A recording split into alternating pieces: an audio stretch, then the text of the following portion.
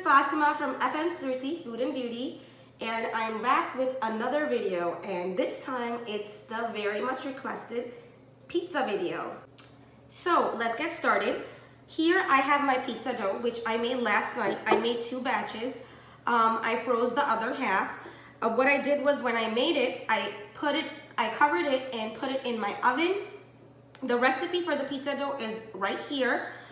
What I am doing today in this video is actually giving you more tips on how to get the restaurant quality pizza. The dough recipe is equally important, but I think how you execute your recipe after your dough is made is actually more important than the dough itself. Another tip that I want to give you is on cheese. Never ever use the packaged cheese for making pizza if you are looking for a restaurant quality pizza. If somebody tells you to use the shredded kind from the grocery store section that come pre-packaged, you will never get the quality of pizza that you're looking for, because what they do is they put stabilizers in those cheese mixes, such as corn starch or potato starch. The reason for that is so when the cheese goes from one temperature to another, they start to release their oils, and then they become cakey, sort of, they stick together, and then you don't want that in your cheese. So that's what those cheeses have. If you want to make pizza at home and you want that pull, the stringiness, you have to use fresh cheese. What I do is I buy blocks of cheeses from my favorite brand is Sargento.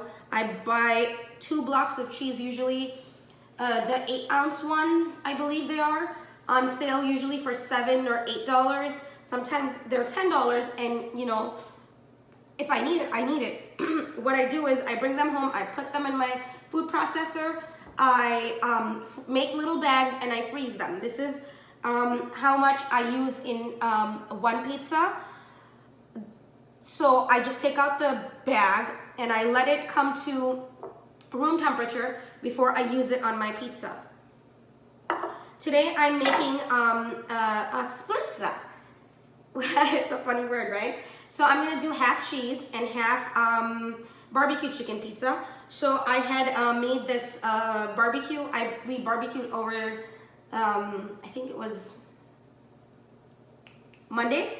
Yeah, it was a really nice day, so we barbecued, and I saved this chicken from that day because I knew I wanted to do the pizza video. So I saved this chicken, and I'm going to be using leftover chicken on my pizza, the barbecue chicken, and then on that pizza, I'm also going to use a jalapeno, some cilantro, and some parsley for garnish. That will be later. And then I will only be topping my pizza with onions and jalapeno, and then the other half is going to be cheese for the girls. I'm gonna get chopping on my veggies, and then we'll continue with making our pizza.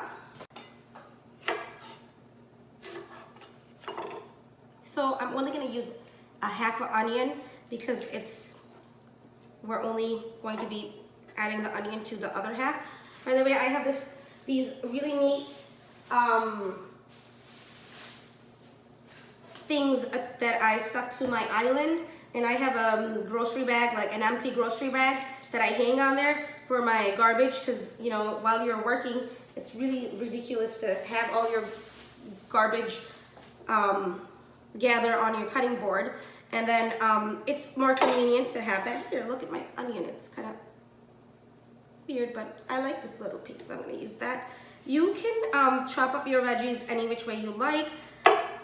I like onion, but biting into a really big piece is not something that I like, so I'm going to chop it really small.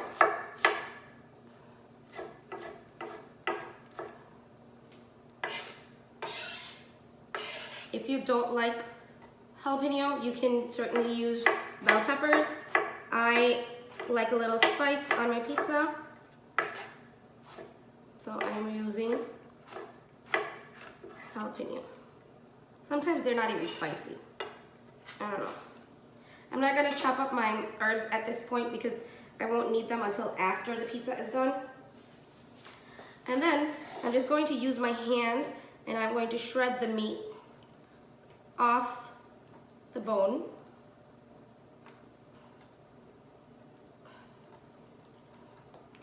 Another tip for your pizza, you guys, is never ever top your pizza with too much at the same time. What happens is that your pizza will kind of lose. You have to make sure that all your ingredients are in equal ratio, because if you have too much of something, then that overpowers your final product.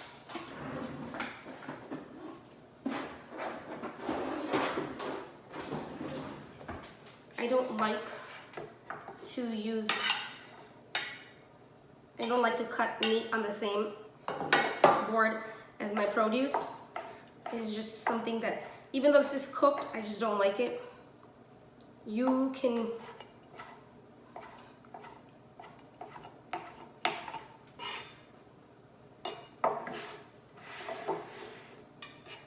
right here, and my oven was preheating at 400 degrees, right? Guys, 400 degrees for your pizza. Okay, so now the important part, what you put your pizza on. This is an air bake pizza plate. I got it from Walmart. I think this was like $8. This has, I don't know if you can see that? This has little holes in there. This is what's going to give you a very, very crispy base for your pizza. Now I'm going to take a little bit of flour, not a lot, and I'm going to take my dough.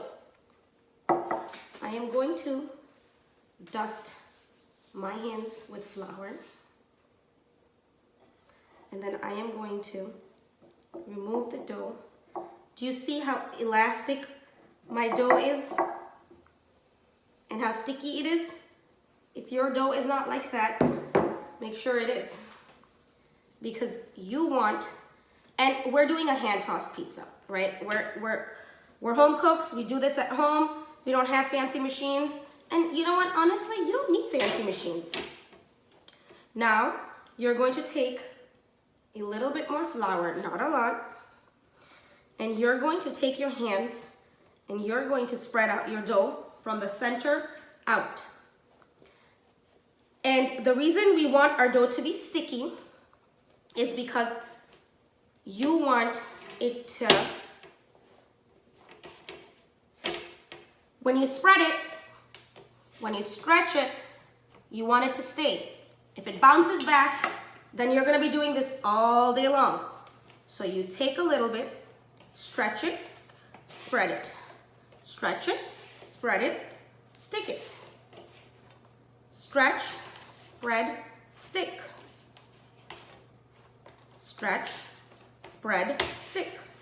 You keep doing it until your pizza is all the way out to the edges.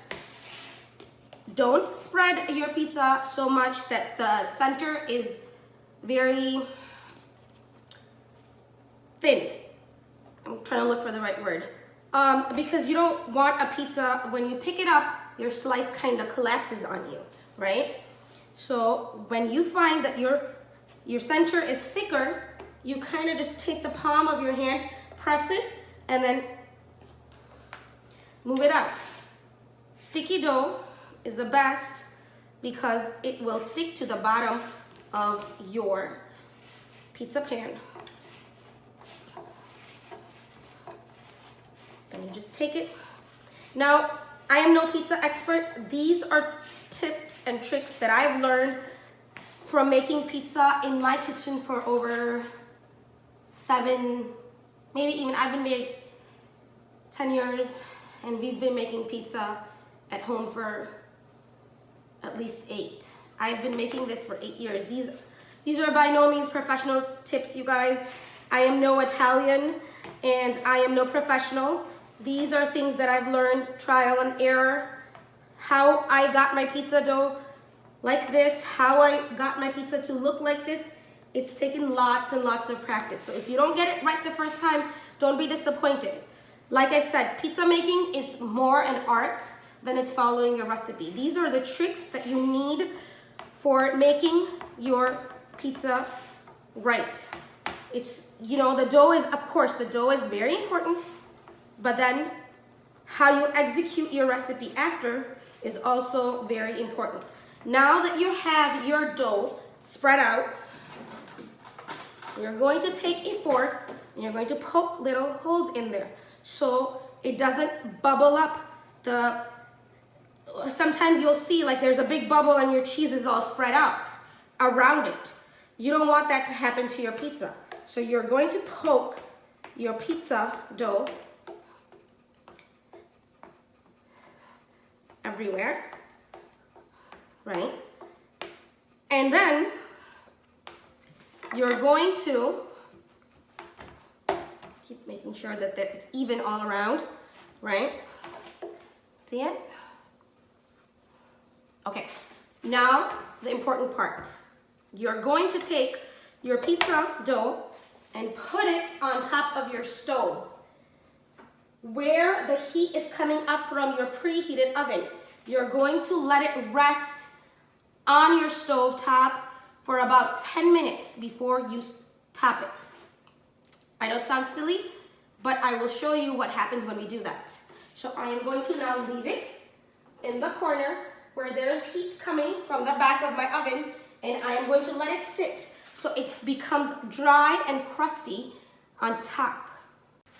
Okay, so now that our pizza has been sitting by the oven for about 10 minutes, it's risen a little bit. You can see that it has it rose a bit.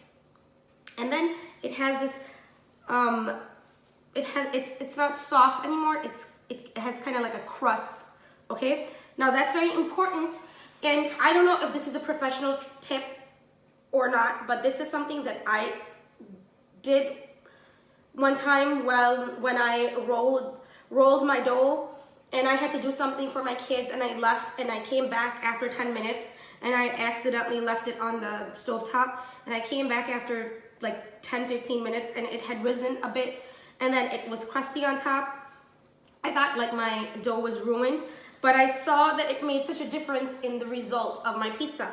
What happens is that when your pizza dough has this crust, the sauce does not penetrate inside the dough and it stays on top, and your toppings are all set, and when you cut into it, you have this really nice crust that's not soggy. And when you reheat it, again, it's not soggy. So try it if you like it. Maybe you won't, but this is something that I swear by, and that makes for a really good pizza for myself on my end. Now we're gonna use sauce. I use Prego, traditional marinara sauce. You can use homemade, you can use any other brand that you like. But me, personally, I like Prego. Now you start with the sauce, and remember, too much sauce will result in a soggy pizza. Making pizza is not very difficult if you do it so many times that you figure out how much you need.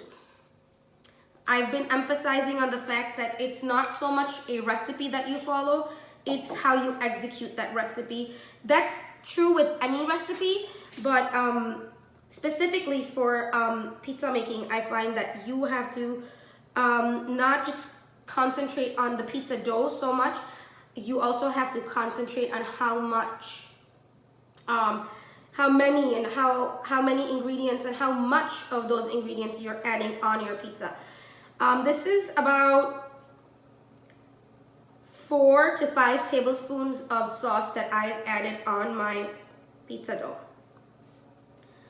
You can certainly add more if you guys like a saucy pizza. I like everything in proportion. And that's what I'm gonna do. Sorry. Okay, so like I said, I'm gonna do half chicken and veggie and then half cheese for my girls. So what I'm gonna do is I'm gonna take a little, sorry, you can't see, take a little bit of cheese and I'm gonna spread it on my pizza, just a little, a handful, right? And then I'm gonna take my veggies and I'm gonna spread them on the half of my pizza. Onions, the jalapenos. Now you can use leftover chicken or you can make chicken, whatever you want. You can just, sometimes if I don't have chicken, I just like to do vegetable pizza. You know, you don't always need meat on your pizza, but the fact that, you know, because of our dietary restrictions, we can't go out and grab like a, you know, pepperoni or sauce. We don't eat pepperoni, but you get the point. I can't go and order like a barbecue chicken pizza from Pizza Hut and, you know, have it ready when I want. So for us, making pizza at home is more of a thing where we can't have it outside readily available. So we just have to do our own thing at home. All right, I'm gonna take my barbecue chicken and make sure you spread it evenly and not too many toppings, because again, proportion is something very important in making pizza. Okay, and now we're going to top the pizza with the rest of the cheese. Now, cheese is one thing you don't need in proportion. You can add as much as you like. And I like extra cheese on pizza, and so do the girls. So we're gonna have an extra cheesy pizza. Woo woo. And you know, my niece, when she watches my videos, she always tells me how I'm weird and awkward in the videos. So, you know, she always gives me tips on how I should be myself. And, you know, I'm getting more comfortable making these videos and talking to myself. So I think like my personality is going to come out even more as we start doing these videos more. In the meantime, I'd like to talk about my website being revamped. Guys, please go visit www.thetrippinmommy.com. We have new user-friendly features, search options, options to share directly on your favorite social media portal. Please, please, please follow me on Instagram. I share impromptu live videos for cooking, whatever I'm cooking that day, and I share tips and tricks, and it's really fun. So, you know, you'll keep yourself updated on what I'm doing on my social media, on my Instagram, on my Facebook. Now I'm gonna interrupt my social media talk and tell you another very good tip that I find very helpful for myself. I am going to spray my pizza with some oil. Not a lot, because the cheese will release its own oil. Just on the sides, so your crust becomes golden, your cheese is all melting. And I'm gonna take my rag and I'm gonna wipe the sides, because then it's gonna become like all brown and eerie. And I'm gonna have to wash that. I don't like that. And I'm gonna clean my surface. Sorry, I have like this problem with cleaning all the time. And now we're gonna pop this in the oven for 15 minutes at 400 degrees until it's nice and bubbly and melty on top. Then we're gonna eat it.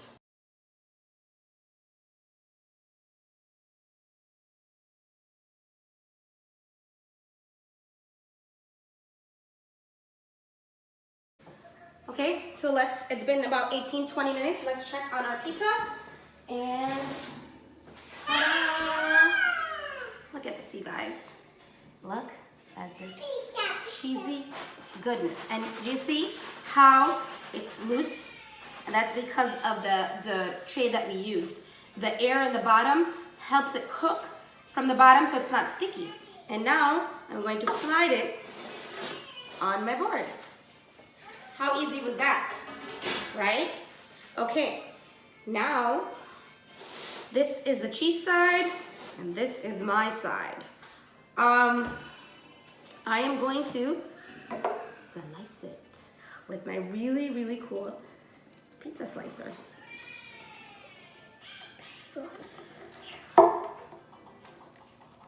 Do you hear that? How the pizza just, the crust is so crispy. And you're gonna go there. Okay. And then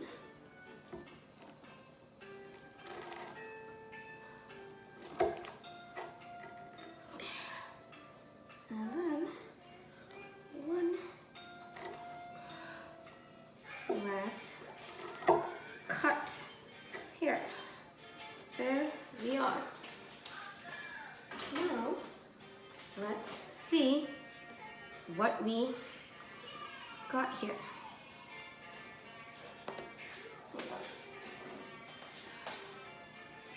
Is the pizza ready? Yeah. Yes.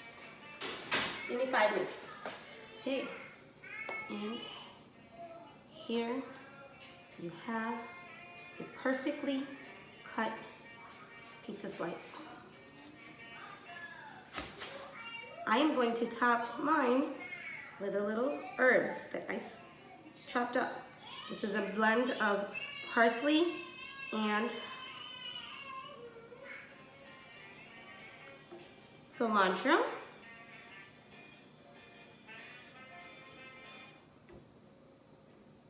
What do you think?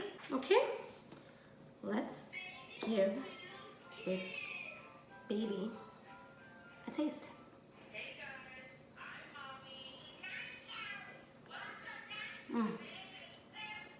Guys, if you start making these at home, whew, spicy. You'll never want to go back to the restaurant kind.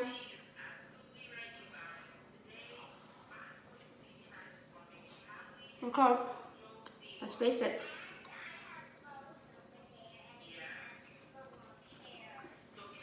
Who wants the restaurant food when you can make this at home? Thank you for watching. Please don't forget to subscribe to my channel. Hit the bell icon that's right here. You'll be the first to notified when there is a new video that uploads. Again, please don't forget to follow me on Instagram, on Facebook. Please do check out my new website, www.thetrippinmommy.com. And I hope you guys enjoy this video. Please give it a thumbs up, leave a comment, share with family and friends. I can't wait to come back and make another video for you guys. Let me know what you think. Until next time, bye.